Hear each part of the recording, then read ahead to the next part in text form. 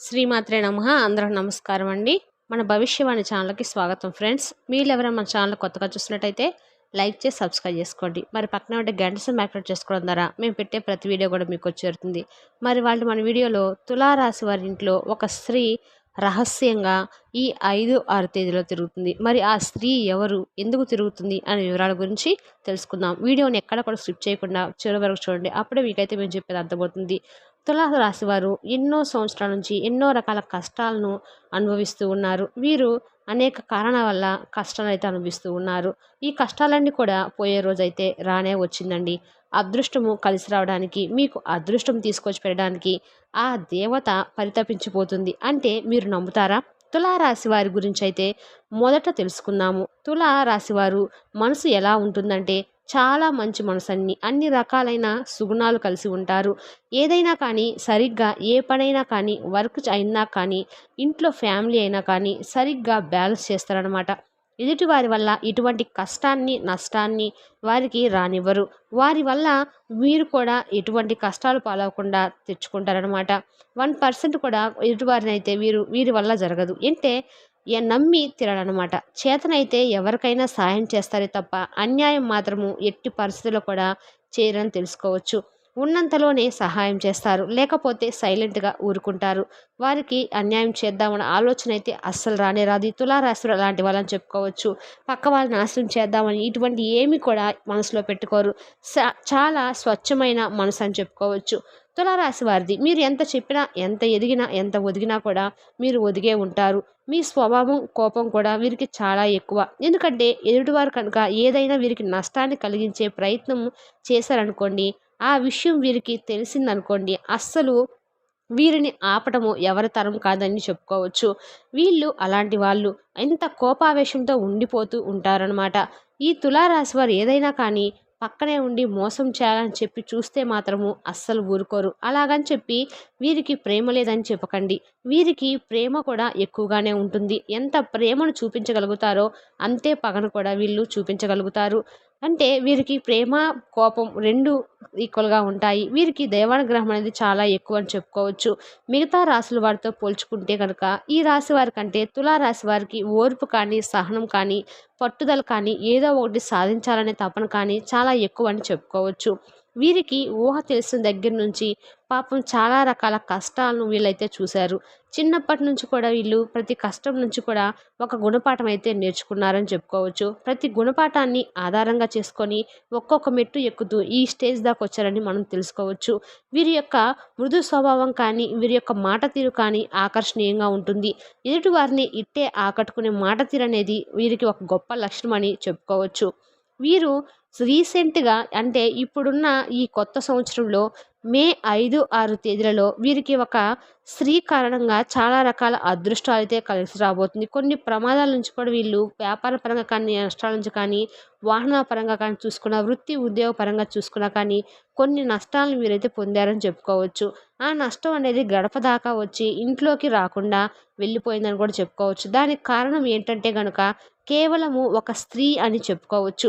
కొన్ని సందర్భాల్లో అది చిన్న విషయానైనా కానివ్వండి, పెద్ద విషయంలో అయినా కానివ్వండి, కొన్ని అసలు సంబంధ విషయాలు మీకు వచ్చే కష్టాలు ఇప్పటివరకు మీకు రాలేదు కాబట్టి సరిపోయింది. ఒకవేళ వచ్చి ఉంటే గనుక గుక్క తిప్పుకోలేరు అంటారు. చూసారుగా అటువంటి కష్టాలు పడాల్సి వచ్చినప్పటికి కూడా ఆ దేవత అంటే ఆ స్త్రీ మిమ్మల్ని తప్పించేసిందని చెప్పుకోవచ్చు.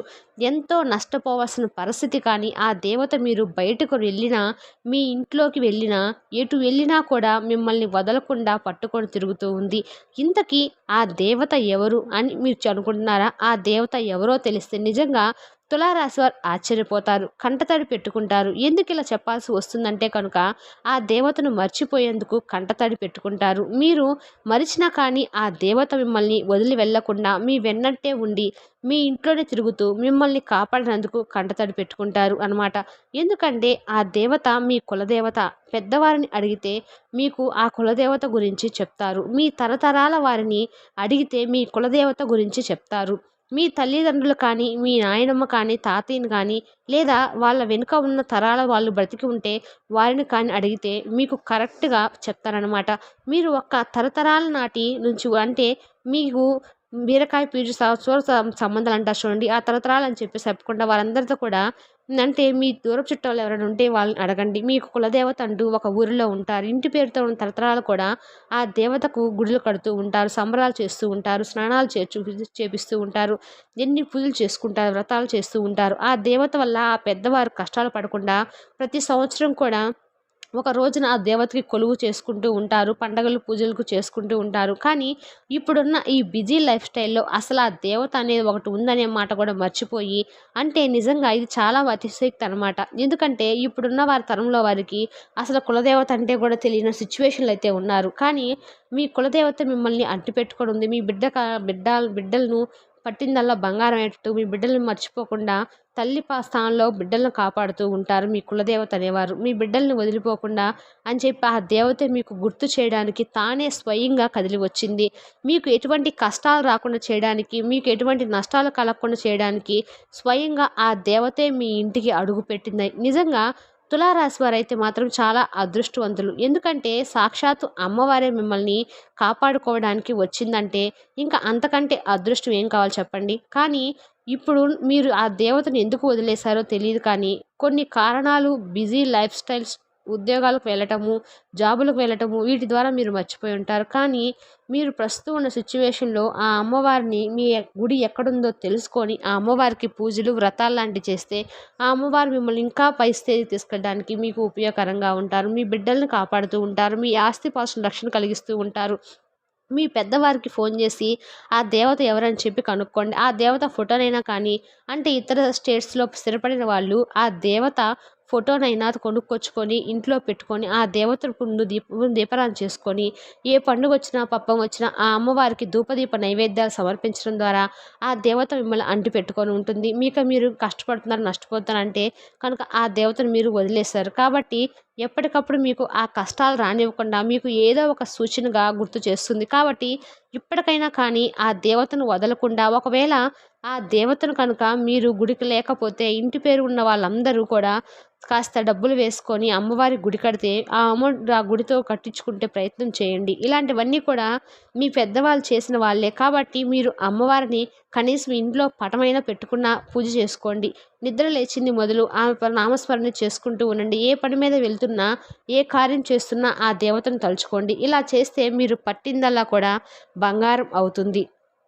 ఇంకా మీరు పట్టుకున్నా కూడా అది బంగారం అయిపోతుంది. కాబట్టి అమెరికాలో ఉన్నవారైనా సరే మీరు ఒక ఫోటోనైనా పెట్టుకోండి. మళ్ళీ మళ్ళీ చెప్తున్నానని ఇక మీ జీవితంలో ఎంత మార్పు వస్తుందో మీరే తెలుసుకోలేరు. ఈ ఫోటో మీరు పెట్టుకొని పూజలు మొదలుపెట్టిన తర్వాత మీ జీవితంలో అప్పుల సమస్యలు ఉంటే అప్పుల సమస్యలు తొలగిపోతాయి.